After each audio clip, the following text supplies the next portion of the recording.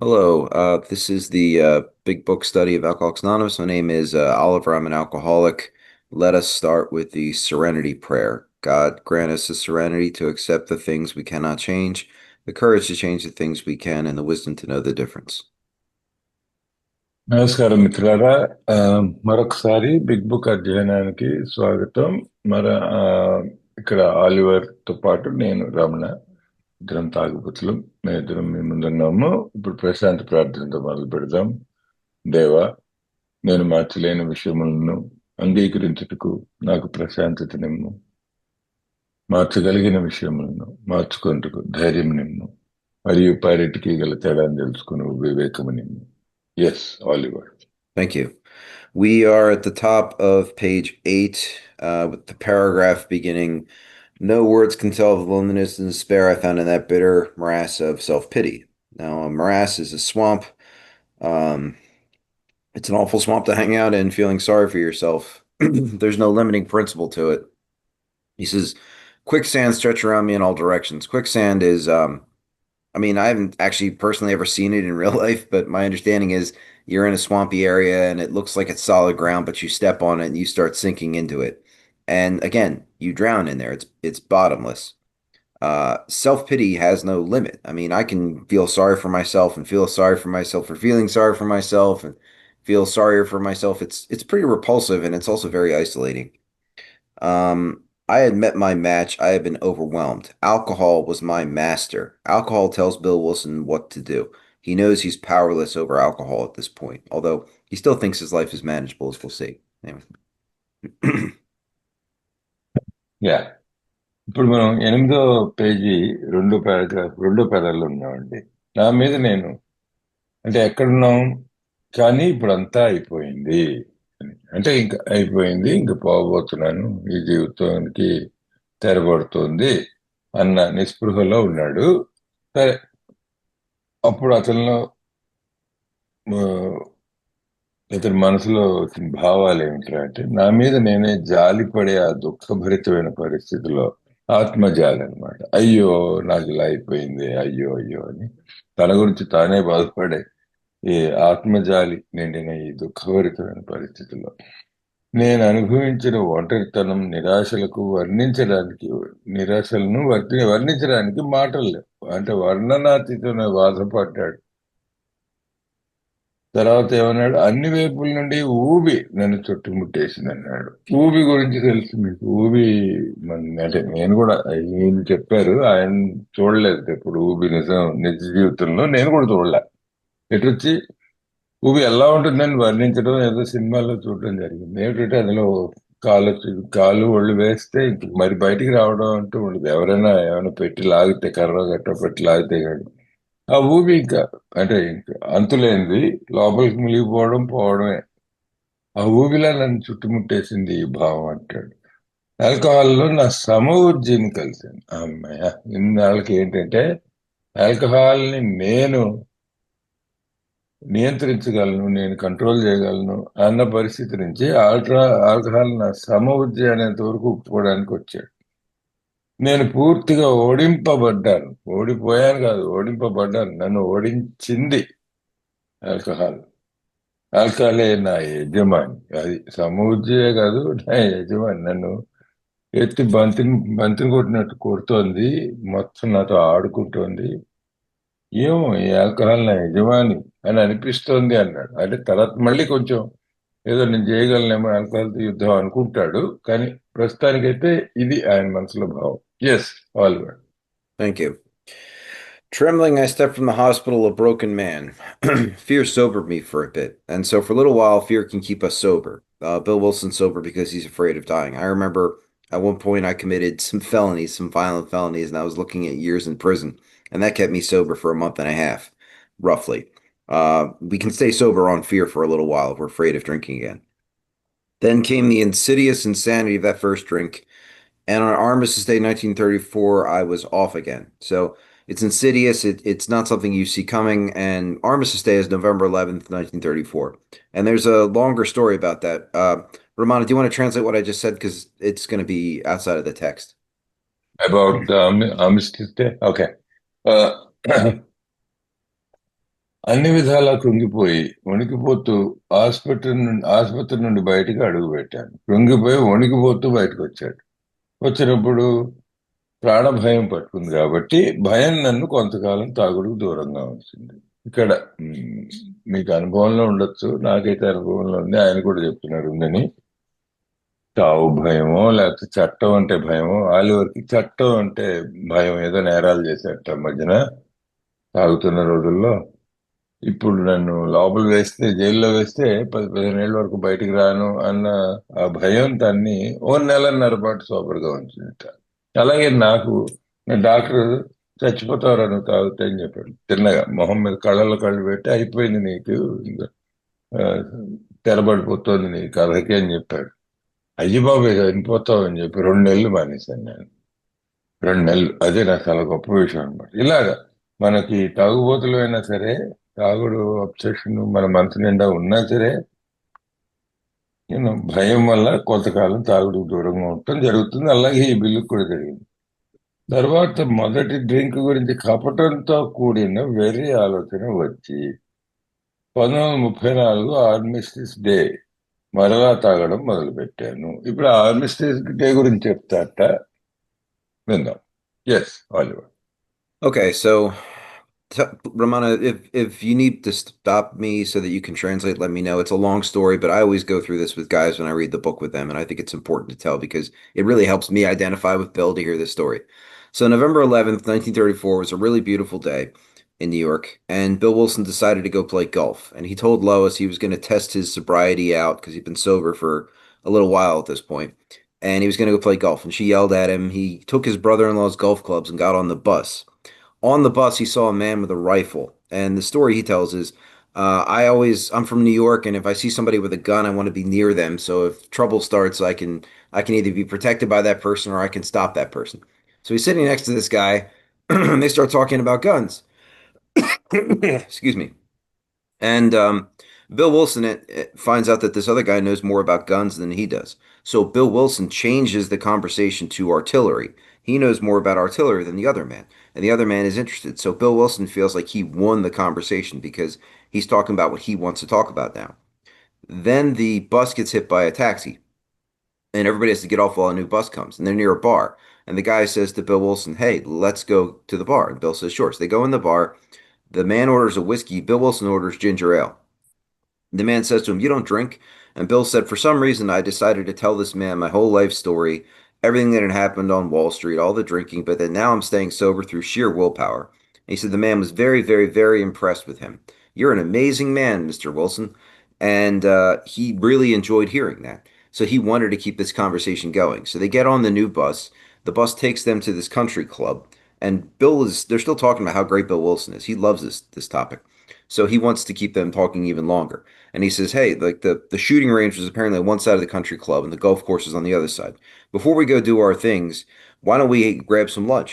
And then you can go shoot and I'll go play golf." And the guy said, "Okay." So they go to the country club and the guy's drinking whiskey. Bill Wilson's drinking ginger ale. They're eating lunch, talking about how great Bill Wilson is. When the bartender comes around with 2 shots of whiskey and says, "Gentlemen, since this is Armistice Day, all veterans get a free drink on the house." And Bill takes his shot and fires it right back.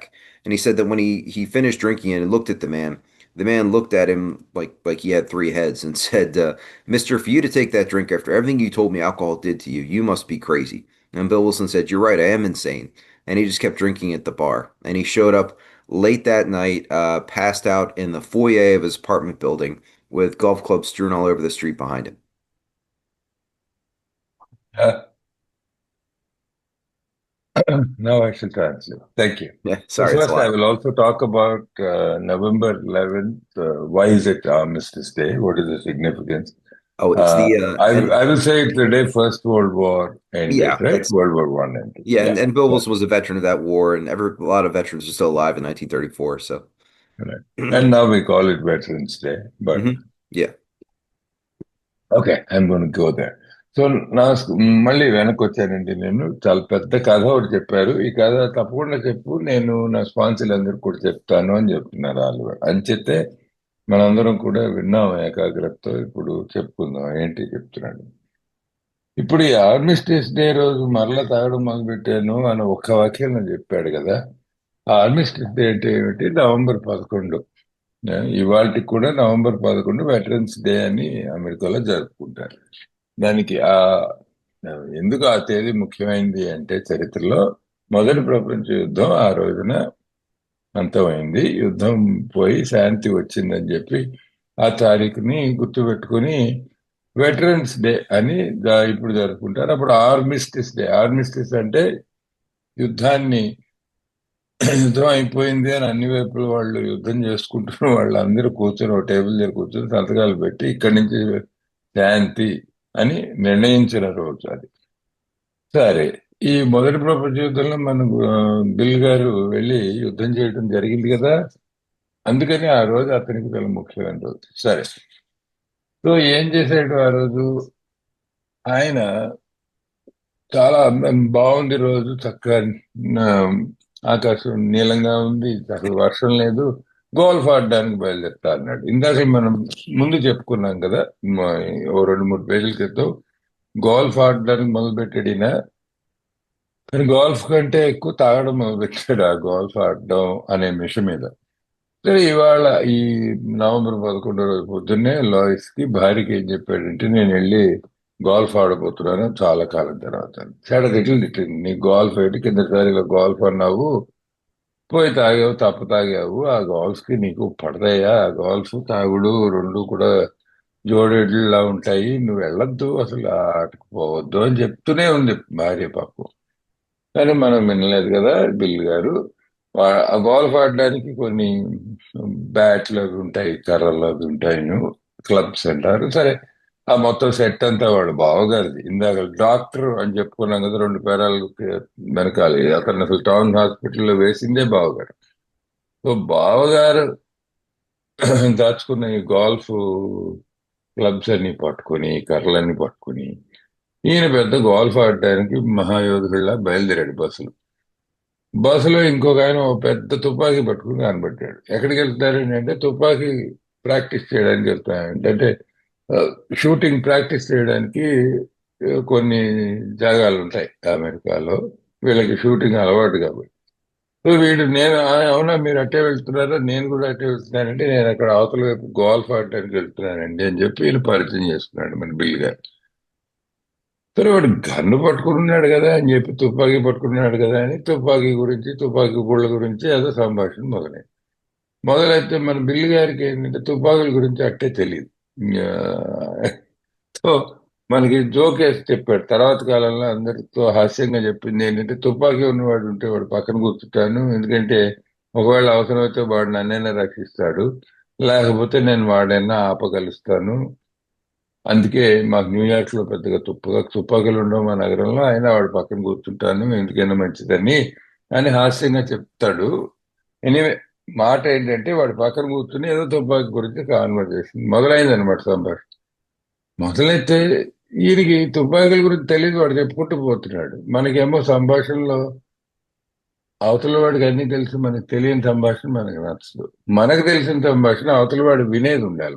మనం చెప్పేది అవతల వాడు వినేది ఉంటే బాగుంటుంది.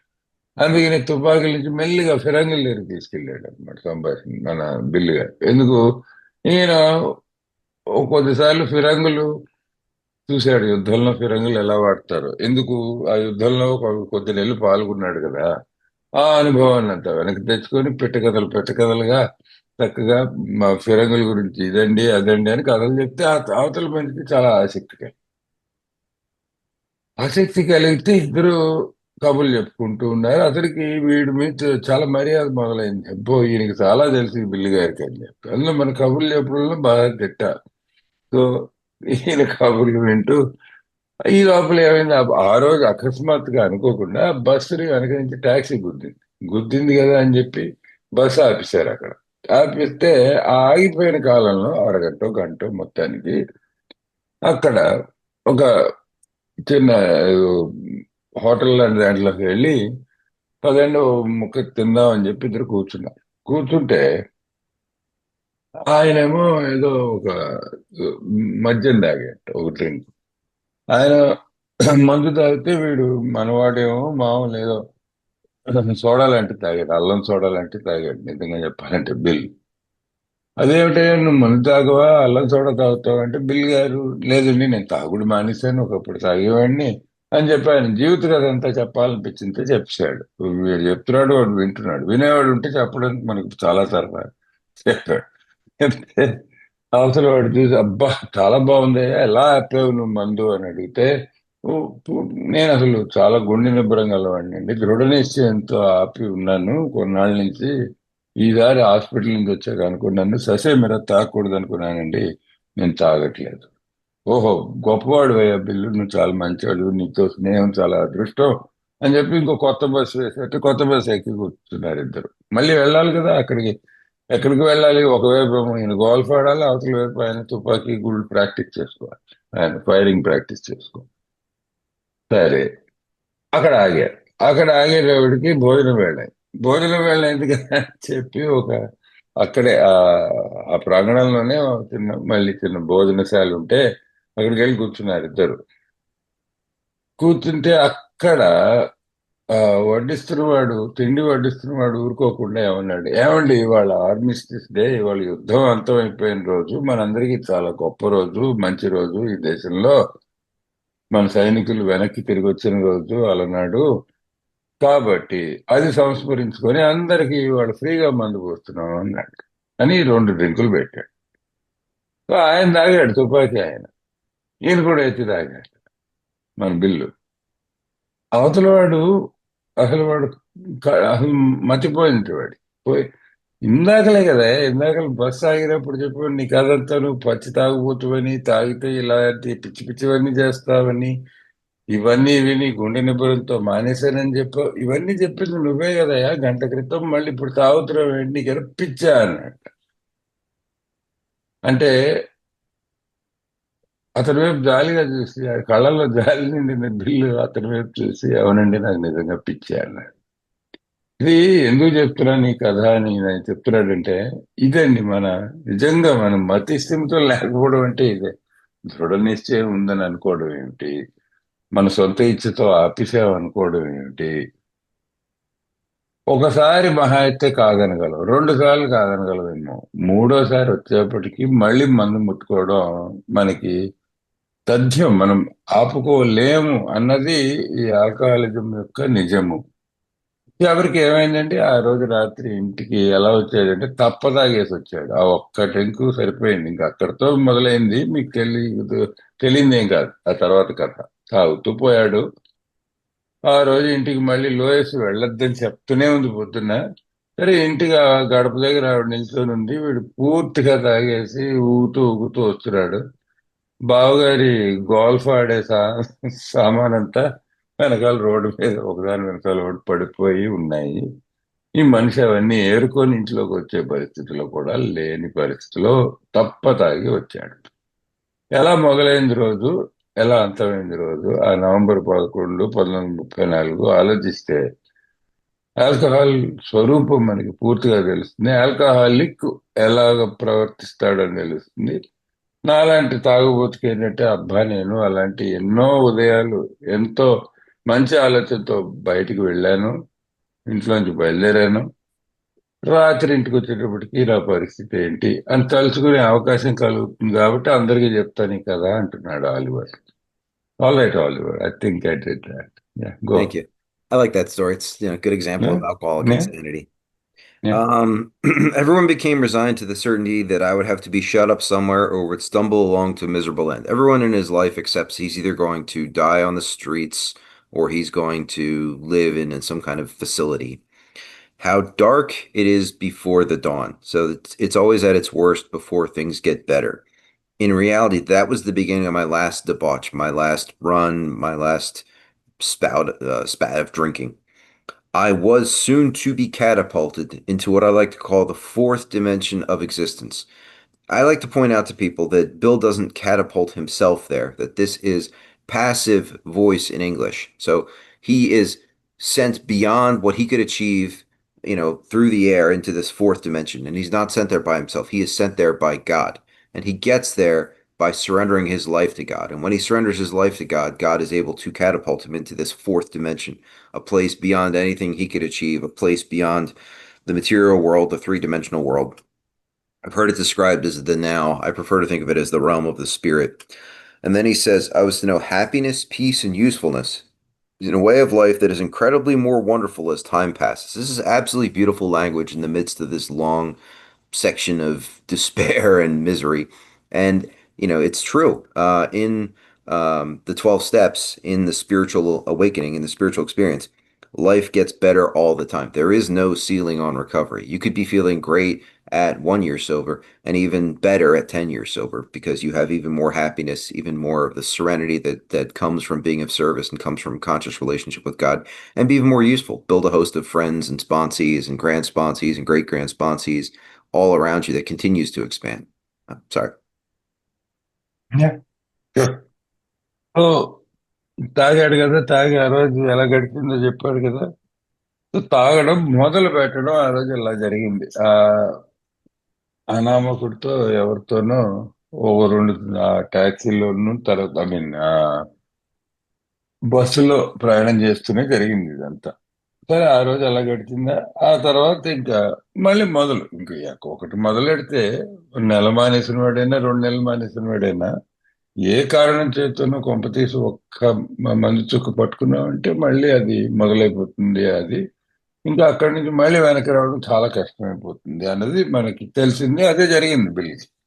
అప్పుడు అందరూ ఏమనుకుంటున్నట్టు, నన్ను ఎక్కడో 4 గోడల మధ్యన బంధించడం మినహా వేరే మార్గం లేదనే నిర్ణయానికి ప్రతివారు వచ్చారు. ప్రతివారు అంటే నిజంగా ప్రతివారు, అతనికి ప్రపంచంలో తెలిసిన ప్రతి మనిషి కూడా ఇదే అభిప్రాయం కలిగి ఉన్నారు. వీడిని బంధించేయాలి తప్ప మరొక మార్గం లేదు. ఎందుకంటే వీడిని ఎలా వాళ్ళ కట్టిపడేస్తే తప్ప వీడు బయటకు వదిలితే వీడు వెళ్ళి తాగేస్తాడు అని గట్టి నమ్మకంతో ఉన్నారు. సరే, ఈ నిర్ణయానికి అందరూ వచ్చారు కదా. లేకుంటే తడబడే నడుగుతో నికృష్టమైన అంతాన్నే చూస్తాననుకున్నారు. అది వీడిని కానీ వదిలేరు, వీడు ఎలాగో తడబడుతూ తడబడుతూ చావు మొహంలోకి వెళ్తాడు. వీడికి ఇంకో మూడో దారి లేదు. వెళ్తే ఇటు వీడిని ఒక రూమ్ లో చీకటి గదిలో వీడిని బంధించేయాలి, లేకపోతే వీడిని వదిలితే వాడు వెళ్ళి చావాలి. ఇది వీడి పరిస్థితి అని అందరూ తేల్చిపారేశారు. సూర్యోదయానికి ముందు ఎంత చీకటి, ఎంత నల్లని చీకటి. చీకటి హౌ డార్క్ అన్నాడు. ఎంత నల్లగా ఉంటుంది చీకటి సూర్యోదయానికి ముందు అని. ఇది కవితమయంగా చెప్పాడు. ఎటొచ్చి ఆయన మాట ఏంటంటే అందరూ అలా అనుకుంటున్నారు కానీ ఎవ్వరికీ తెలియదు, బిల్లుకే తెలియదు సూర్యోదయం రాబోతోంది. జీవితంలో సూర్యకిరణాలు మెరవబోతున్నాయి. అది ఆ రశ్మి తన్ని తాకబోతోంది అన్న విషయం తనకే తెలియదు. అసలు ఇదంతా జరగబోతోందని, తను ఈ తాగుడు నుంచి శాశ్వతంగా విముక్తి పొందుతాడని తెలియదు కదా. తెలియని సమయంలో ఇంకా దగ్గరకు వస్తున్నాం సోబర్ అవడానికి అని నాకే తెలియదు కదా. ఒక్కసారి వెనక్కి తిరిగి అనుకుంటున్నాడు. వాస్తవానికి అది నా చివరి అతి మద్యపానానికి ప్రారంభం. అది సో రోజుల తరబడి తాగుతాం కదండి. ఆ రోజుల తరబడి తాగే అలా చుట్టూ జరుగుతూనే ఉంటుంది. అది సీరియల్ నవల్ లాగా. ఆ సీరియల్ నవల్ ఆఖరి అంకం మొదలైంది అని నాకు కూడా తెలీదు, ఎవరికి తెలియదు కదా అని ఒక్కసారి వెనక్కి తిరిగి చూసుకుంటూ, జీవితపు 4వ ఆయామంగా పిలవడానికి నేను ఇష్టపడే స్థితిలోనికి త్వరలో నేను విసిరివేయబడబోతున్నట్ట. నేను వెళ్ళబోతున్నానంటల్లా. అంటే తనంతట తానుగా వెళ్ళింది కనుక్కున్నది కాదు ఈ ఆయామం. ఏదో ఏమిటండి ఈ ఆయామం అంటే 4th డైమెన్షన్ అన్నది మామూలుగా వాడతారు. ఇక్కడి నుంచే ఇక్కడ చూసే మామూలుగా 3 ఆయామాలు, 3 డైమెన్షన్స్ ఉన్నది ఏమిటి? మన చుట్టూ ఉన్న భౌతిక ప్రపంచం. ఈ ప్రపంచంలో మనం బ్రతుకుతూ ఉంటాం. ఇప్పుడు తత్వవేత్తలను అడిగితే వాళ్ళు స్థూలమైన ప్రపంచం అంటారు, మెటీరియల్ వరల్డ్ అంటారు. దీన్ని దాటుకొని ఒక ప్రపంచం ఉంది, 4వ ఆయామం ఉందిట. ఏమిట్రా 4వ ఆయామం అంటే అది ఆధ్యాత్మికమైన ఆయామం. ఆ ఆధ్యాత్మిక ఆయామం ఇక్కడ ఈ పుస్తకంలోనే రకరకాల పేర్లు చెప్తారు. తర్వాత మనకి ఆధ్యాత్మ నగరం అంటాడు. తర్వాత మనం దేవుడు ఉన్నాడు అని అనుకోవచ్చు. నమ్మకం ఉన్న వాళ్ళు రకరకాల పేర్లు పెట్టి పిలుచుకోవచ్చు. అది కాదు, ఎటొచ్చి ఈ మూడు ఆయామాలతో నిండి అందులో చిక్కుబడి ఈ చట్రంలో చిక్కుకున్న స్థూలమైన భౌతికమైన ఈ ప్రపంచంలో ఉన్నవాళ్ళం నాలుగో ఆయామంలోకి ఏం చేయబడతాం? విసిరి వేయబడతా అంట. అంటే విసిరింది ఎవరో, ఏదో వేరే శక్తి. ఆ శక్తి ఏమిటో కూడా వర్ణించలేం. అది నన్ను విసిరివేయబోతోంది, నేను విసిరివేయబడతాను అని పడుతున్నాడు తప్ప నా అంతట నేను నడుచుకుని వెళ్ళాను నాలుగో ఆయామంలో కానీ అంటలా. ఇక్కడ కూడా బిల్లు ఇక్కడికే ఒప్పుకొని మీకు నాకు చెప్తున్నాడు ఏమిటి, ఇది నా ప్రయత్నం వల్ల, నా స్వప్రయత్నం వల్ల, నా సొంత ఇచ్చ వల్ల చేసిన ప్రయత్నం కాదండి రికవరీ అనేది. రికవరీ నాకు జరిగింది. ఈ నాలుగో ఆయామంలోకి నన్ను విసిరివేయడం జరిగింది. జరిగిందంటే ఏదో ఉన్నత శక్తి దయ అన్నది మొదలవుతుంది ఈ వాక్యంలోనే. కాలం గడిచే కొలది మరింత అద్భుతంగా సాగే జీవన విధానంలో నేను సంతోషం, శాంతి, సార్థకతలను గురించి తెలుసుకోబోతున్నాను. ఇవన్నీ మొదలవబోతున్నాయి అని. ఇప్పటి వరకు కథ ఎలా సాగిందండి? నిరాశ, నిస్పృహ, తాగుబోతనం, ఎక్కడ చూస్తే అక్కడ విధ్వంసం, సర్వనాశనం, అలా జరుగుతోంది ఈయన కథ, బిల్లు గారి జీవితం. ఈ పేర చివరికి వచ్చేటప్పటికి ఆశ కలగడమే కాక చాలా అందమైన భాషలో మనకి ఏమిటి చెప్తున్నారంటే, సొబరైటీలో మందు ఆగిపోతుంది సరికదా, ఇక్కడి నుంచి వాగ్దానాలు మొదలు పెట్టేస్తున్నాడు. ఏమంటున్నాడంటే, తాగుడు బాండం ఒక ఎత్తు అయితే సంతోషం ఉంటుందయా, శాంతి ఉంటుంది, సార్థకత ఉంటుంది, జీవితానికి ఒక అర్థం అంటూ ఉంటుంది. అసలు అసలు నిరర్థకమైన జీవితం, ఒక జంతువులాగా బ్రతుకుతున్న నాకు నా జీవితానికి ఒక అర్థము, ఒక సారము కలిగే పరిస్థితికి నేను వస్తాను. ఒకటి. రెండు, అది కాలం గడిచే కొలది అద్భుతంగా సాగుతుంది. అంటే ఏమిటి? రికవరీకి హద్దులు లేవు. అంటే ఇంతవరకు రికవరీ ఉంటుందండి, ఇంక అయిపోయిందండి మీ రికవరీ 100% బిందె నిండిపోయిందండి, నీళ్లు ఇంక ఇంతకంటే నీళ్లు పట్టుకోలేరండి అన్నది ఏం లేదు. నిండాల్సిన బిందె ఏం లేదు. అది అపారమైనది. ఎంత సంతోషమైనా మనం వెతుక్కోవచ్చు సొబరైటీలో అని ఈ వాక్యం నుంచే మొదలవుతోంది మనకి సందేశం. Yes, Oliver. Thank you. Near the end of that bleak November, I sat drinking in my kitchen. Now, New York in November is usually not a very nice place. It's bleak outside, it's cold and rainy, sometimes it snows.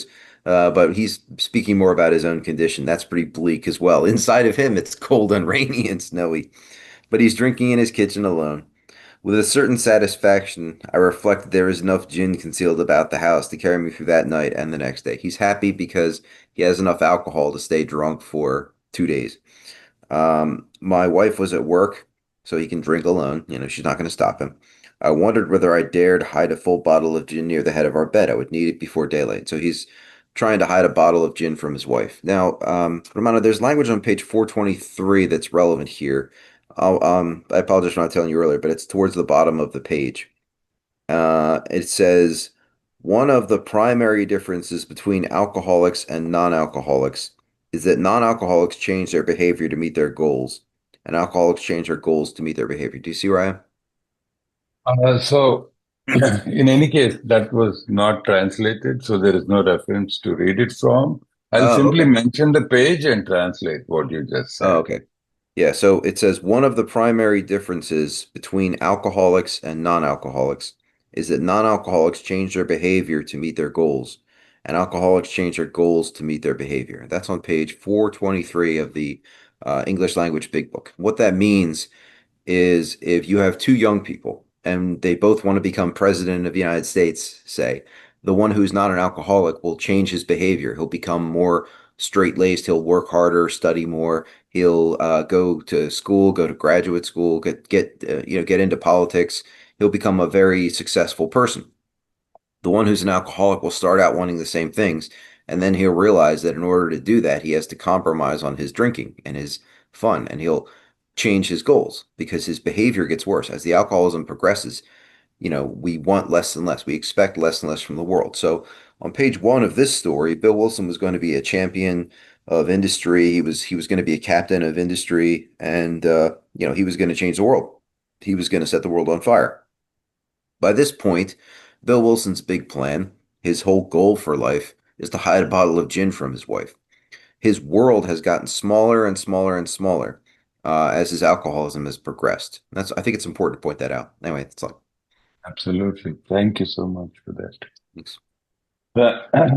మరుసటి పేరాలో ఏమంటాడంటే నిరాశాజనకంగా నడుస్తున్న November, అంటే ఆయన New York నగరంలో ఉన్నారు అన్నది గమనించమంటున్నాడు. అంటే ముఖ్యంగా ఎందుకంటే న్యూయార్క్ ఆ, నగరంలో ఇది నవంబర్ అంటే ఇంకా ఆల్రెడీ శీతాకాలం వచ్చేసింది. శీతాకాలం చాలా ఆ,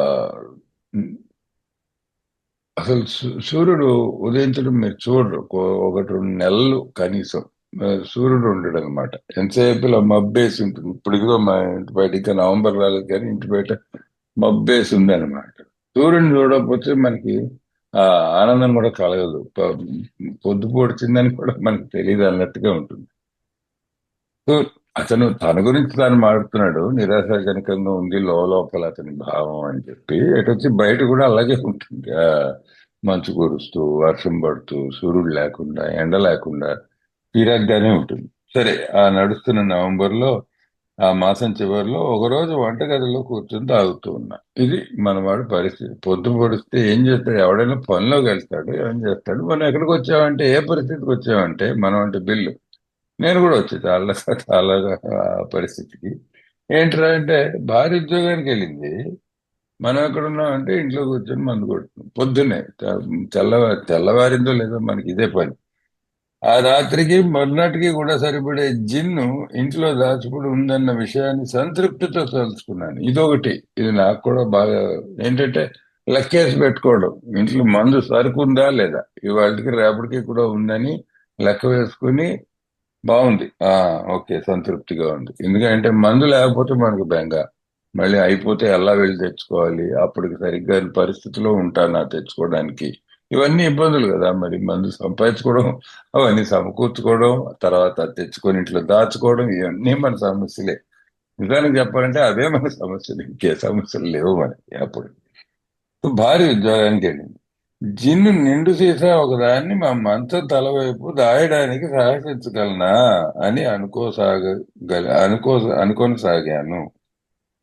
తెల్లవారేలోగా అది నాకు అవసరం. ఇప్పుడు వీడి జీవితంలో లక్ష్యం ఏంటండి? ఒకసారి ఆలోచించండి. ఈ వ్యక్తి 1934 నవంబర్ వచ్చే వేళకి భార్య ఉద్యోగానికి వెళ్ళింది, మన ఇంట్లో కూర్చొని తాగుతున్నాం, మంది ఎంత ఉందో లెక్క పెట్టుకొని ఓహే ఉంది, ఇవాళకి రేపటి కొంచెం సంతృప్తి పడుతున్నాం. ఇప్పుడు మన ప్రధాన లక్ష్యం ఏమి? బిల్ డబ్ల్యూకి ఆ రోజు వాడు ప్రధాన లక్ష్యం ఏంటంటే తెల్లారేలోగా మందు అవసరం అవుతుంది. కొద్దిసేపట్లో సాయంత్రం వేళకి భార్య ఇంటికి వస్తుంది. ఆవిడికి తెలియకుండా మంచం తలవైపు మొత్తం మందు సీసా ఒకటి జాగ్రత్తగా దాచగలనా అర్ధరాత్రికి? అర్ధరాత్రి ఏర్పాట్లు పొద్దున్నే వెతుక్కుంటున్నాడు మన కథానాయకుడు. అది మన తాగుబోతుతనం మన ఎక్కడికి ఈడ్చుకొస్తుందంటే. ఇక్కడ ఆలివర్ చెప్పింది ఏంటంటే మనం మర్చిపోకూడదండి. 8వ పేజీ మీద ఉన్నాం. వాడి జీవిత లక్ష్యం వల్ల ఏంటంటే మందు భార్య దగ్గర నుంచి దాచి మంచం పక్కన ఎలా దాచాలా అని. ఇదే మనిషి మొదటి పేజీలో ఎలా మొదలయ్యాడండి జీవితాన్ని? పరాక్రమంగా మొదలు పెట్టాడు కదా. జీవితంలో ఎలా చేయాలంటే ఏం చెప్పాడు? నాయకత్వంలో నాకున్న ప్రతిభ, మన చదువుకున్న మనం ఇది మొదటి పేజీలో, నాకున్న ప్రతిభ పెద్ద వ్యాపార సంస్థలకు అధిపతిని చేస్తుందని, వాటిని అత్యంత సమర్థవంతంగా నిర్వహించగలనని ఊహించుకున్నాను. వీడి ఊహల్లో వాడి లక్ష్యం ఎక్కడ మొదలైందండి?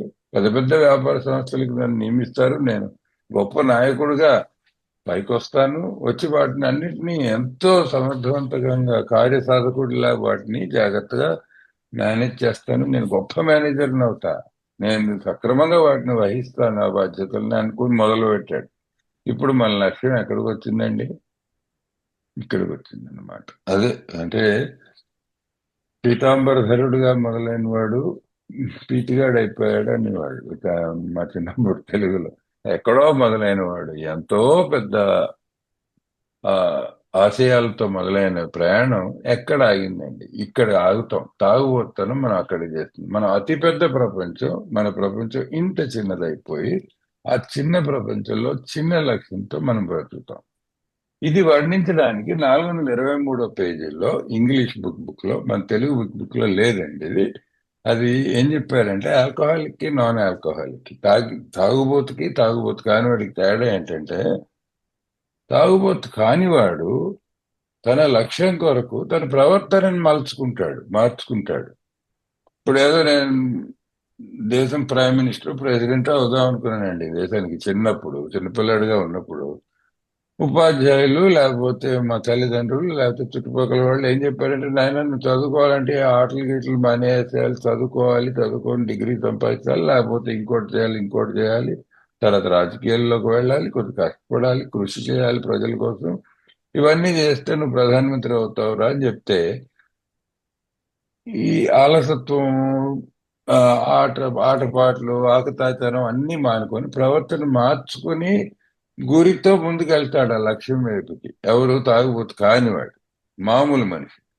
ప్రపంచంలో 90 మంది వాళ్ళు, 10 మంది నాలాంటి వాళ్ళు ఉంటారు తాగుబోతులు.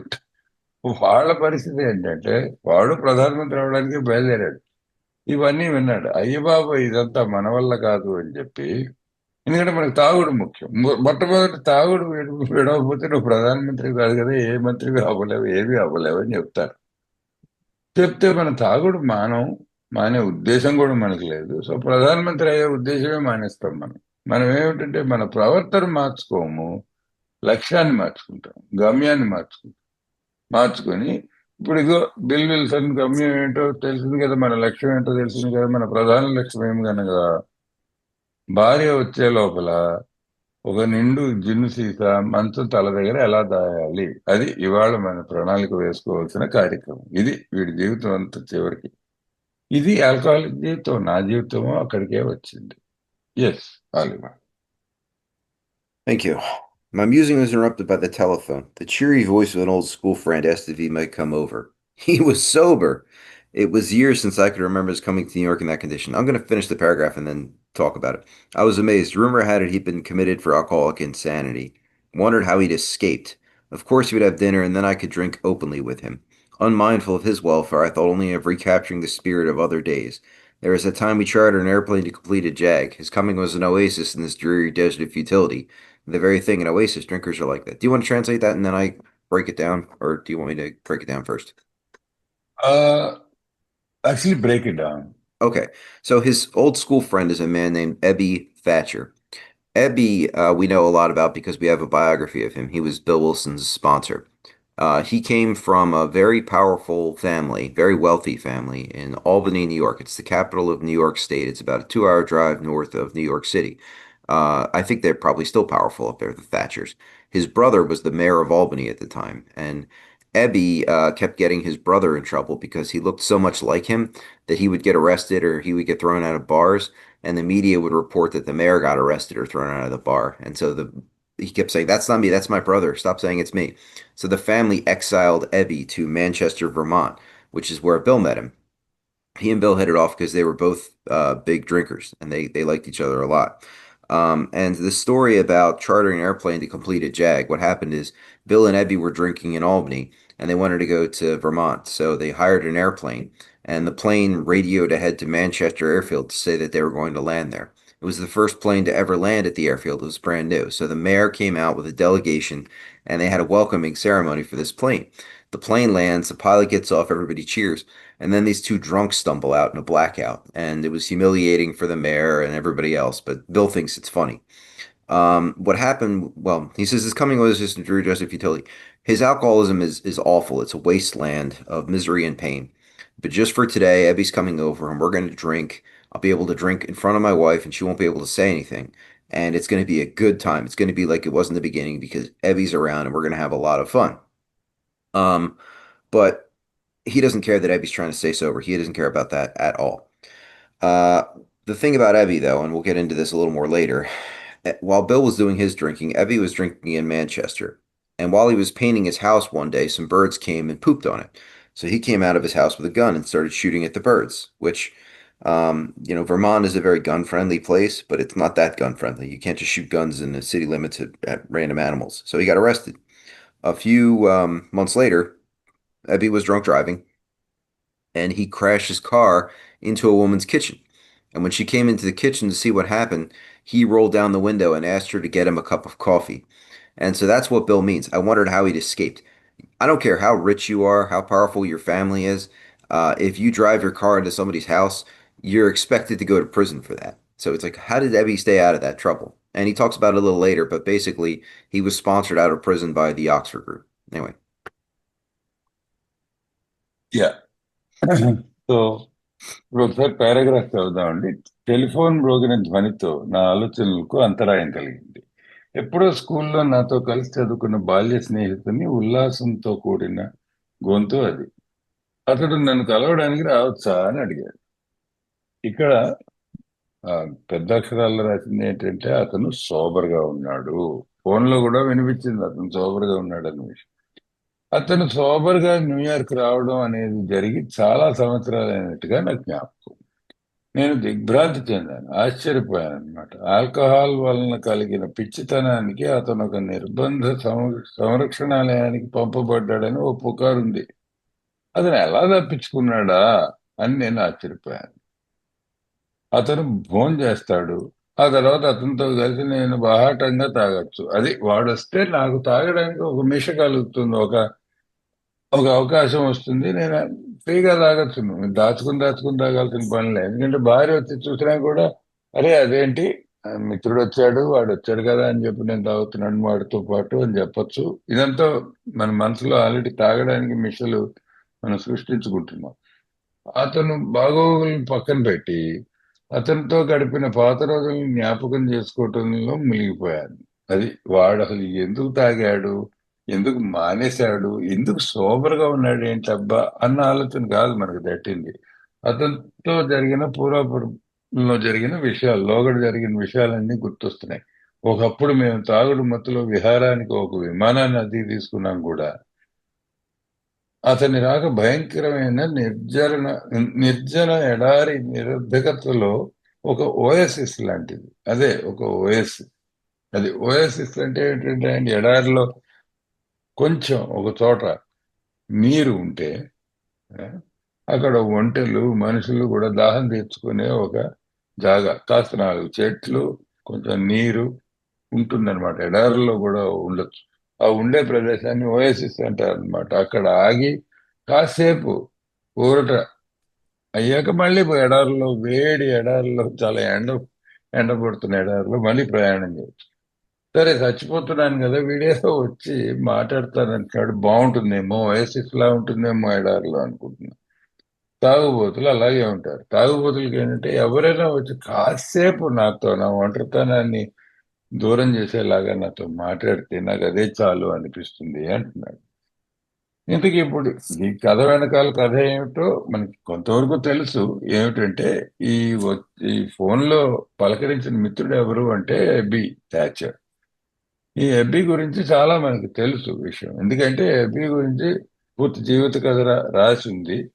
ముఖ్యంగా ఆల్కహాలిక్స్ అనానిమస్ కి ఎబ్బీ ముఖ్యమైన మనిషి. ఎందుకు అంటే బిల్ డబ్ల్యూకే స్పాన్సర్ ఆయన, మన సహ సంస్థాపకుడికే స్పాన్సర్ ఆయన. ఈయన ఆల్బనీ అనే నగరంలో ఉండేవాడు. చాలా పెద్ద డబ్బున్న, చాలా బలమైన కుటుంబం ఒకటి ఉంది. చాలా పలుకుబడి, డబ్బు, పరపతి ఉన్న కుటుంబంలో పుట్టాడు ఈ ఎబి థాచర్. ఇది ఆల్బనీ అన్నది న్యూయార్క్ రాష్ట్రానికి ఆ, ముఖ్య ముఖ్య పట్టణం. అది ఓ 2 గంటలు న్యూయార్క్ మహానగరం నుంచి.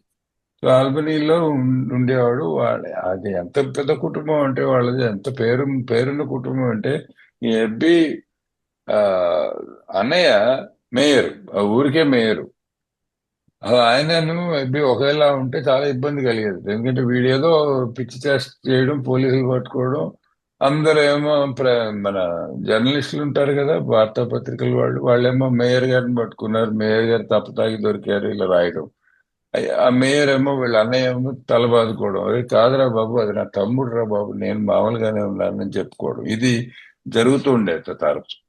సరే ఈ ఆల్బనీలో వీడు రకరకాల ఆకతాయి పనులు చేస్తున్నాడు, వీడు తాగుబోతు, ఈ పిల్లాడు అని చెప్పి వాళ్ళ కుటుంబం బోల్డ్ డబ్బు ఉన్నవాళ్ళు కాబట్టి వాళ్ళు ఏం చేశారంటే వీడిని వెలివేశారు ఊరి నుంచి. ఒరే నువ్వు ఈ ఊర్లో తిరగద్దురా, నీ వల్ల కుటుంబం పరువుకి నష్టంగా ఉంది, పోయి ఎక్కడైనా తాగు, నీ వ్యధ తాగుడు, నీ వ్యధ చేష్టలు ఎక్కడైనా వెళ్ళి చేసుకో అని చెప్పి 4 చీవాట్లు పెట్టి ఊర్లోంచి వెలివేశారు. వెలివేసి వెర్మాంట్ పక్క రాష్ట్రాలను పంపించారు. ఈ మాంచెస్టర్, వెర్మాంట్. ఈ వెర్మాంట్ లో ఎవరున్నారంటే మన కథానాయకుడు ఉన్నాడు, మన బిల్ విల్సన్ గారు ఉన్నారు అక్కడ. అలా వీళ్ళిద్దరికి స్నేహం కుదిరింది. ఇద్దరు కలిసి తాగడం తరచూ అలవాటు వాళ్ళిద్దరికి. సరే, ఈ విమానం కథ ఏదో చెప్తున్నాడు కదా ఒక వాక్యంలో, ఆ కథ ఏంట్రా అంటే, వీళ్ళిద్దరూ ఆల్బనీలో విపరీతంగా తాగేసి వర్మాంట్ వేరే రాష్ట్రానికి ఎక్కడికైతే బిల్లబ్ల్యూ స్వస్థలం ఉందో మ్యాంచ్, అక్కడికి వెళ్ళాలని నిర్ణయించుకున్నారు ఇద్దరు. వీళ్ళు విమానాన్ని అది తీసుకున్నారు. అంటే వాడి దగ్గర డబ్బు ఉంది, ఎబ్బి దగ్గర, వీడి దగ్గర అది లేదు. మందు ఉంది అంతే. వీళ్ళిద్దరు కలిసి తాగేశారు. తాగి ఒక విమానాన్ని అది తీసుకున్నారు. తీసుకొని ఒక పైలట్ ఉన్నాడు. వీళ్ళు నడపలేదు విమానం. ఎటు వచ్చి అందులో కూర్చున్నారు. వెళ్ళి మాంచెస్టర్ కి వెళ్తోంది విమానం అని చెప్పి మరి రేడియోలో చెప్తారు కదా అవతల ఎయిర్పోర్ట్ కి. అసలు మాంచెస్టర్ లో సరికొత్త ఎయిర్పోర్ట్. అప్పుడే మొదటి విమానం వీళ్ళదే దిగింది. అసలు మొట్టమొదటి విమానం, ఆ విమానాశ్రయం మొదటిసారిగా కొత్తగా కట్టి, ఇంకా రంగులు అవి వేశారు. వీళ్ళు దిగుతున్నారు మన ఆ ఊరు మేయరు అందరూ దండలు గిన్నెలు పట్టుకొని దిగి వచ్చేసారు. వాళ్ళు పాపం ఏదో విమానం వస్తోంది, మొదటి విమానానికి కొంచెం ఆదర సత్కారాలు చేయాలి, వస్తోంది అని చెప్పి పైలట్ దిగాడు. వాడికి ఒక దండ వేశారు. వెనకాల ఎవరున్నారంటే ఈ ఇద్దరు తాగుబోతులు ఒకళ్ళ మీద ఒకళ్ళు పడుతూ వాంతులు చేసుకుంటూ వీళ్ళిద్దరూ దిగారు.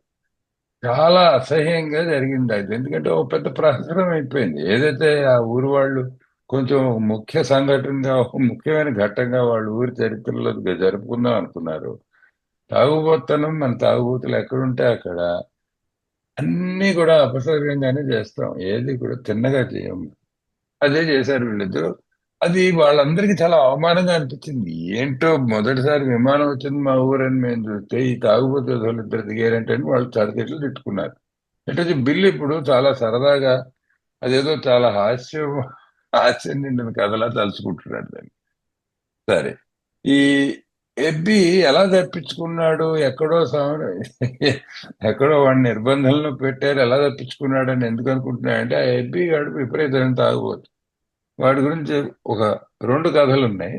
చాలా చెప్పుకుంటారు ఏలో. అదే ఇప్పుడు ఆలివర్ చెప్పారు. ఒకటేంటంటే, బాగా డబ్బున్న కుటుంబం, పలుకుబడి ఉన్న కుటుంబం కాబట్టి ఏగా వస్తే చేయడానికి పుష్కలమైనంత డబ్బు ఉంది.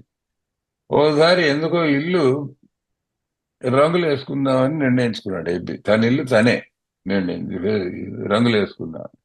తాగుబోతు కదా, ఒక గోడలో సగం కూడా రంగు వేసాడో లేదో మంది అవసరం వచ్చింది. కాస్త తాగుతూ మనం రంగు వేస్తే ఇంకా బాగా వస్తుందని అనిపించింది. తాగుబోతులందరికీ అలా అనిపించింది. చేసే పని ఇంకా బాగుంటుంది ఇంకో రెండు చుక్కలు పడితే అని. వెళ్ళి ఇంకో సీసా తాగాడు. ఇంకాస్త రంగులేశాడు, మళ్ళీ వెళ్ళి తాగాడు. ఇలా అయ్యాడు. కాసేపటికి మత్తులో ఉన్నాడు. ఈ లోపల ఓ పక్షి కాకో ఏదో వచ్చి ఓ రెట్ట వేసింది. ఓ కొత్తగా పెయింట్ వేసిన గోడ మీద. వీడికి మంటకి, వీడు అప్పటికి బాగా తాగున్నాడు. కాకి మీద కోప్పడితే అలా ఇల్లు రంగు వేస్తున్నావు, అది రెట్ట వేసింది కానీ తుడుచుకోవాలి కదా. వీడికి కోపం వచ్చి తుపాకీ తెచ్చాడు లోపలి. తుపాకీ తెచ్చి గట్టిగా గుళ్ళు బేసడం మొదలుపెట్టాడు కాకి వైపు. కాకి ఎగిరిపోయింది కానీ వాడింటికి వాడే బోల్డ్ బొక్కలు ఆ, కొట్టుకున్నాడు గుళ్ళతో. తాగుబోతులలో ఎబ్బి చేసిన చేష్టలు ఒకటి కాదు అని చెప్తున్నారు అన్నమాట కథలు. మరొకటి ఏంటంటే ఒకసారి కారు తిన్నగా ఎవరింటో కూడా నడిపిస్తాడట. అంటే మత్తులో, మత్తులో వెళ్ళి తిన్నగా వెళ్ళి గోడ దాటిపోయి ఎవరి వంటింట్లోకి వెళ్ళిపోయింది కారు. ఆ ఇంటి ఆవిడ ఎవరో ఇంట్లో పైనుంచి కిందకి వచ్చి ఏమిటి వంటింట్లో ఎవరిదో కారు వచ్చేసింది, ఏమిటి యాక్సిడెంట్ ఏంటని చూసి మరి ఎంత భయం వేస్తుంది అలాంటిది. ఆవిడ హడలిపోతున్న మొహంతో, భయంతో వీడిని చూసింటే ఈ డ్రైవర్ ఎవడు ఇలా నా వంటింట్లో డ్రైవ్ చేసుకుంటూ వచ్చాడు. వీడు అసలు చెక్కు చెదరనట్టు మనిషి ఒక కప్ కాఫీ ఇప్పిస్తారా అని అడిగట. అది ఇప్పుడు వినడానికి నవ్వుగా ఉంటుంది. ముఖ్యంగా తాగుబోతులకు కాస్త నవ్వుగా ఉంటుంది ఇలాంటి కథలు చెప్పుకోవడానికి. కానీ మనం సృష్టించే విధ్వంసం ఒకటి కాదు. ఇది తప్పించుకొని ఎలా వచ్చాడు వీడు బయటపడ్డాడని బిల్లు ఆలోచిస్తున్నాడు. ఇంతకీ ముఖ్యమైన విషయం ఏంటంటే ఈ సుత్తంతా ఆలోచిస్తున్నాడు తప్ప వాడితో చేసిన చేష్టలు, వాడు ఎలా తప్పించుకున్నాడు అని తప్ప. వాడి గొంతు సోబర్ గా ఉంది ఏమిటి, వాడు సోబర్ ఎలా అయ్యాడు అన్న ఒక్క ఆలోచన మాత్రం లేదు బిల్లుకి. ఇది మన తాగుబోతు మెంటాలిటీ. వాడు వచ్చాడు కదా తాగొచ్చు అని అంతే. Yes, Oliver. Thank you. Uh, We'll just go through the next couple paragraphs quickly because they're pretty short. The door opened and he stood there, fresh skinned and glowing. There was something about his eyes. He was inexplicably different. What had happened? He just seems like a different person. I pushed a drink across the table. This was gin and pineapple juice, which sounds absolutely disgusting. He refused it. Disappointed but curious, I wonder what had got into the fellow. He wasn't himself. Normally, an alcoholic would drink that kind of thing. Why isn't Ebby drinking it? Something must be different. Come, what's all this about? I queried. He looked straight at me. Simply but smilingly, he said, I've got religion. Bill is not happy to hear that. He thinks Evie's going to take out a Bible and hit him in the head with it. I was aghast. So that was it. Last summer, an alcoholic crackpot. Now I suspect a little cracked about religion. Crazy, religious crazy. He had that starry-eyed look. Yes, the old boy was on fire, all right. But bless his heart, let him rant. Besides, my gin would last longer than his preaching. So bless your heart is how Americans are very rude to you without being rude to you. It's the kind of thing you say to somebody when you think they're an idiot. Oh, you want to talk about Jesus? Well, bless your heart. You do that. I'll just sit over here and drink while you yammer on about the Bible. And when you're tired of thumping it and you leave, I'll still be drinking. That's what Bill's saying. Anyway. సరే, మరుసటి 2-3 పారాగ్రాఫ్లు అండి. తలుపు తెరుచుకుంది. సరే, వీడు రమ్మన్నాడు కదా, వచ్చాడు అబ్బి. తలుపు తెరుచుకుంది. నిగనిగలాడే చర్మంతో మంచి వెలుగుతో అతను గుమ్మంలో నిలబడున్నాడు. మెరిసిపోతున్నాడు ఆ మనిషి. అతని కళల్లో ఏదో ప్రత్యేకత కనబడుతున్నది. అతను అనిర్వచనీయంగా భిన్నంగా ఉన్నాడు. అసలు చెప్పలేనంత వేరేగా ఉన్నాడు, తేడాగా ఉన్నాడు. అసలు ఇంతకుముందు నాకు తెలిసిన మిత్రుడు కాదే. ఏం జరుగుంటుంది? నేను సరే వచ్చాడు, కూర్చున్నాడు. నేను డ్రింక్ నోదాన్ని అతని ముందు తోశాను.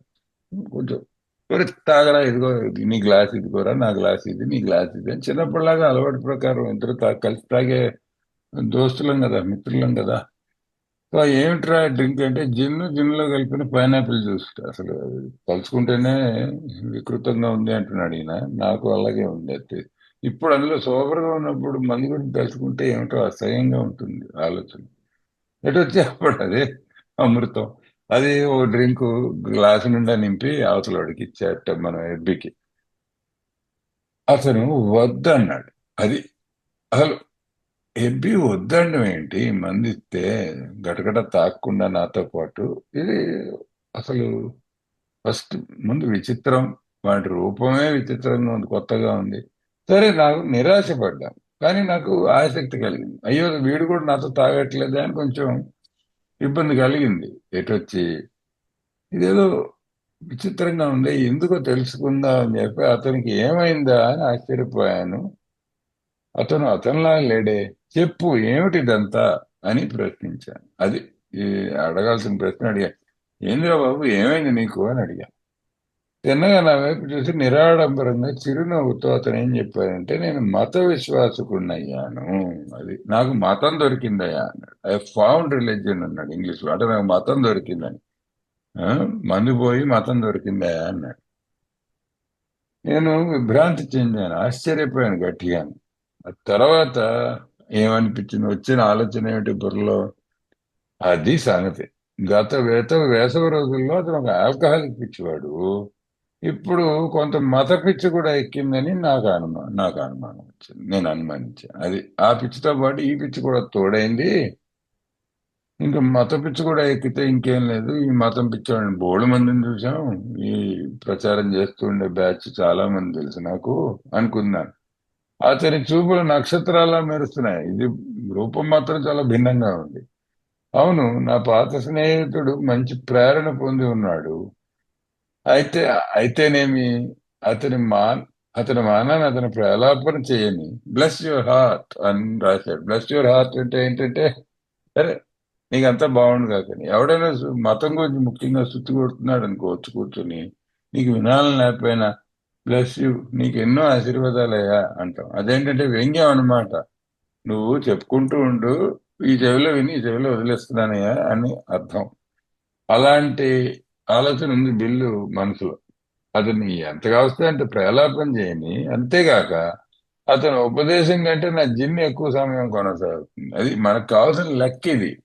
వాడు 10 గంటలు మాట్లాడితే నా దగ్గర 11 గంటలు నేను తాగగలిగినంత జిమ్ ఉందా లేదా?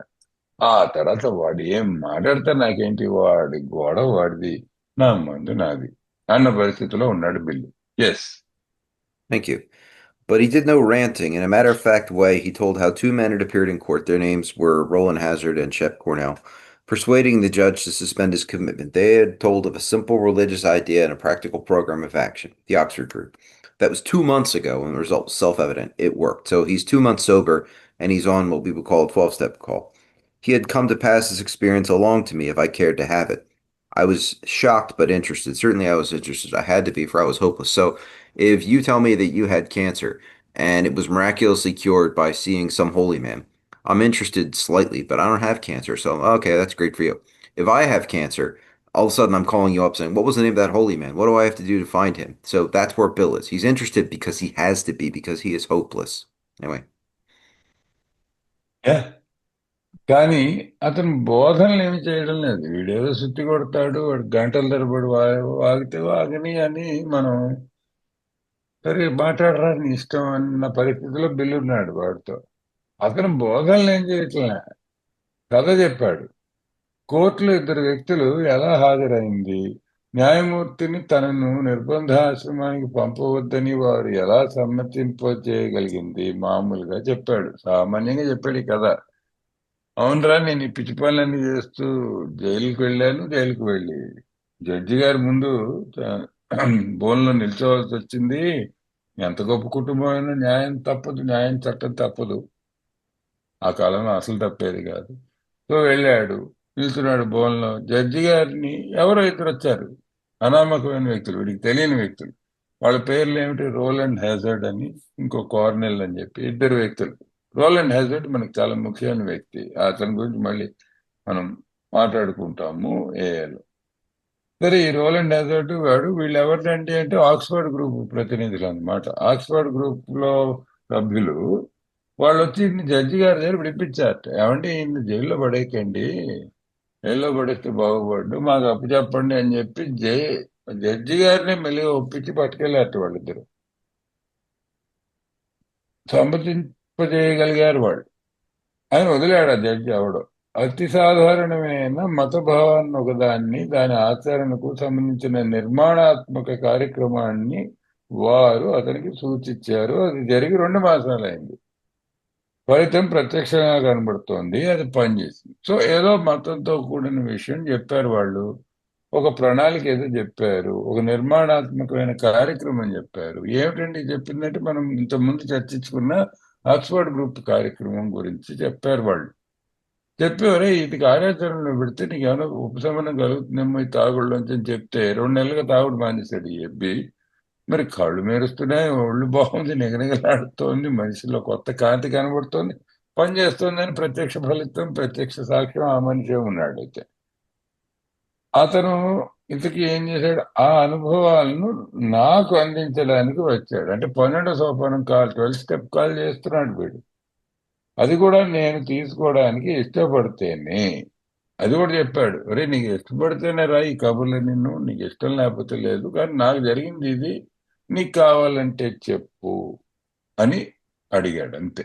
అంటే కేవలం నీకు ఆవశ్యం ఉంటే, ఆసక్తి ఉంటేనే. ఏమైంది, బిల్లుకి ఆసక్తి కలిగింది. నిస్సందేహంగా నాకు ఆసక్తి కలిగింది, మామూలుగా కాదు, గట్టిగానే కలిగింది. అంతకు మించి మార్గం కూడా లేదు. ఎందుకంటే అప్పటికే నేను పూర్తిగా నిరాశాజనకమైన స్థితిలో ఉన్నాను. ఇదండి కథ. ఇప్పుడు వాడు వచ్చి చెప్పింది మామూలు పరిస్థితుల్లో మామూలు మరొకరికైతే ఏమో ఆసక్తి కలగచ్చు, కలగకపోవచ్చు. ఇప్పుడు ఒక మనిషి వచ్చాడు, నేను చెప్తున్న ఉదాహరణ బాగుంది. ఎవరో వచ్చారు, వచ్చి ఏమండి నేను క్యాన్సర్ వ్యాధితో బాధపడుతూ ఉంటే ఆ ఫలానా మనిషి దగ్గరికి వెళ్ళాను, ఆయన ఏదో ఫలానా మిషన్ చెప్పాడు, ఓ మంత్రం చెప్పాడు, లేకపోతే ఒక మందు మాకు ఇచ్చాడు, దానివల్ల నాకు పూర్తిగా నయమైందండి అని ఒక మనిషి వచ్చి చెబితే ఆహా అంటాం మామూలుగా. పెద్ద ఏం దాని మీద ఆ, విపరీతమైన ఆసక్తి పొంగుకు రాదు మన మనసులో. ఎందుకు, నాకు క్యాన్సర్ లేదు కాబట్టి నాకు అది పెద్దగా సంబంధించిన విషయం కాదన్నట్టుగా తీసుకొని, ఆహా అవును కాబోలు, ఆ గొప్పవాడి దగ్గర ఆ శక్తి ఉంది కావాలి, మంచిదేనయ్యా, చాలా సంతోషం, నీ క్యాన్సర్ నయమైంది, చాలా సంతోషం అని చెప్పి జారుకుంటాం. ఎటు వచ్చి అదే నాకు క్యాన్సర్ ఉందనుకో, ఉన్నప్పుడు వీడు వచ్చి ఇదే విషయం చెప్పాడు అనుకో, అమ్మ ఆ మనిషి క్యాన్సర్ నయం చేయగలరా? మరి మందు మాకు మంత్రమో తెలియదు కానీ బాబు ఆయన అడ్రస్ గిడ్రస్ ఇవయ్యా మేము కూడా వెళ్తాం, ఎందుకంటే నాకు కూడా క్యాన్సర్ ఉంది, నీకు జరిగినట్టు నాకు జరుగుతుందేమో అని ఆసక్తి, మరి ప్రత్యేకమైన ఆసక్తి కలుగుతుంది కదా. అందుకే వాడు తాగుబోతారం నుంచి విముక్తి పొంది 2 నెలలు ఎప్పుడైతే నన్ను ప్రాణ స్నేహితుడు ఈ అబ్బి ఉండి చూపించి వాడి కళ్ళల్లోనూ వాడి ప్రవర్తనలను కనిపిస్తుందో విపరీతమైన ఆసక్తి కలిగింది బిల్లు. ఇదేదో ఒక తేడాగా ఉంది బాబాయ్, ఇది ఒకసారి నాకు చెప్పు, మళ్ళీ వివరంగా చెప్పు అనే పరిస్థితికి వచ్చింది ఈయన మనసు.